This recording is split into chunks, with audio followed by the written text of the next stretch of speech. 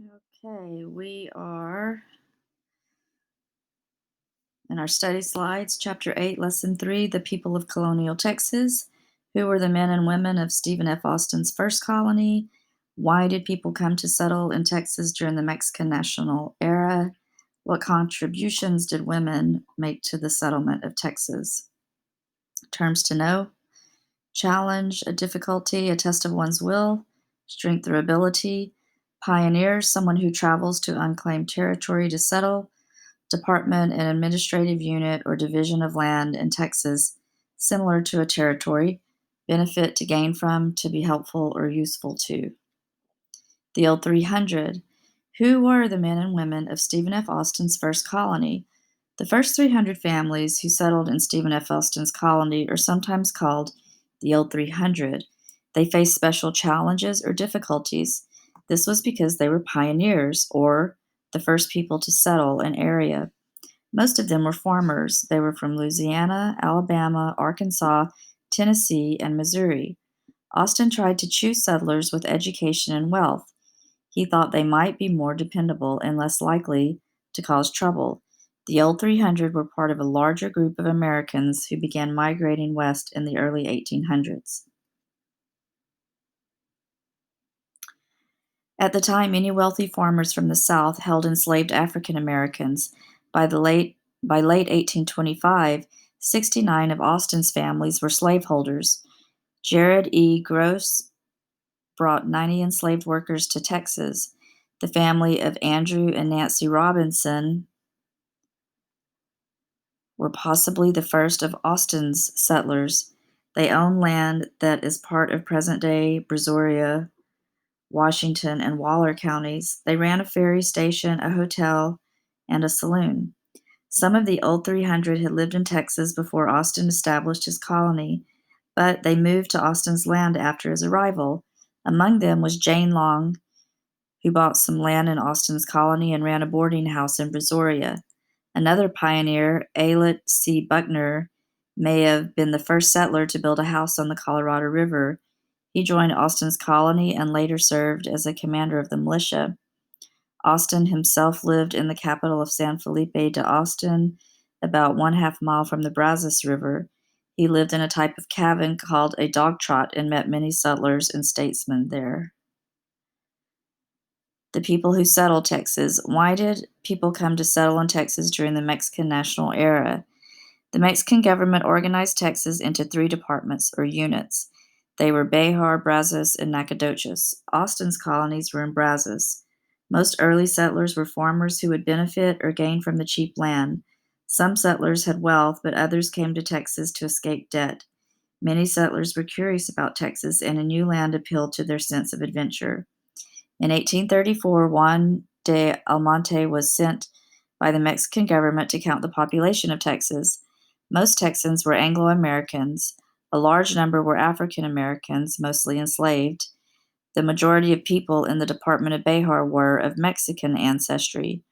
Before Austin's colonists came, few enslaved people lived in Texas. Southern farmers, however, brought many enslaved African Americans into Texas, using their labor to grow cotton and for other tasks. In 1825, about one-fourth of Austin colony's population was made up of enslaved African Americans. The imperial colonization law outlawed the slave trade, but it did not stop colonists from holding enslaved persons.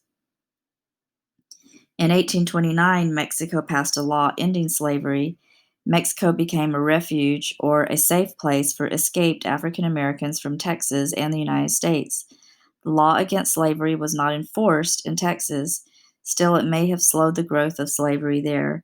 By 1836, about 5,000 enslaved African Americans lived in Texas. This was about 1/7 of the population. Some free African Americans did live and work in colonial Texas. Among them were Greenberry Logan, Samuel H. Hardin, Lewis B. Jones, William Goins, and Hendrick Arnold. About 150 free African Americans lived in Texas by 1836. Women, children, and everyday life in Texas. What contributions did women make to the settlement of Texas? Women of colonial Texas often led lives of hardship and adventure. Fieldwork, home building, and maintaining livestock were physically hard.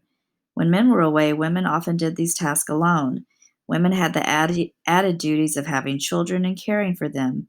Their tasks included cooking, cleaning, sewing, spinning yarn, and growing food for the family.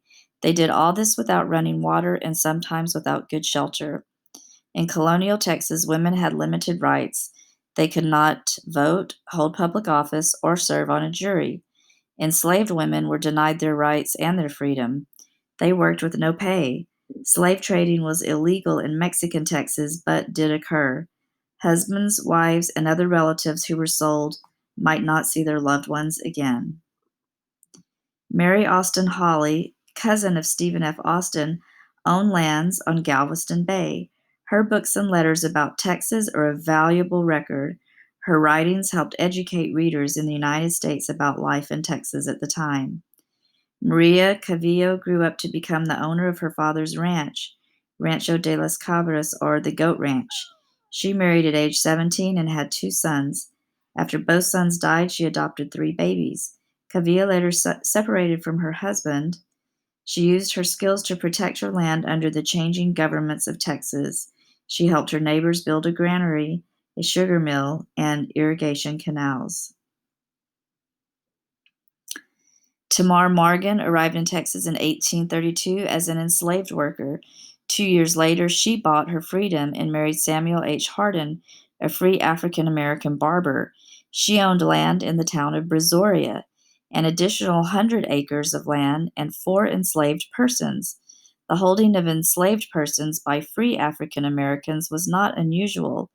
The reasons for this are complex. Some freed African Americans bought enslaved family members, and this protected them from having to labor for a white slaveholder. However, some free African Americans held enslaved persons for economic reasons, just as whites did. The state government of Coahuila y Tejas did not pay for education in Texas. Wealthy colonists sent their children to schools in the United States or hired private teachers. Colonies often created their own schools.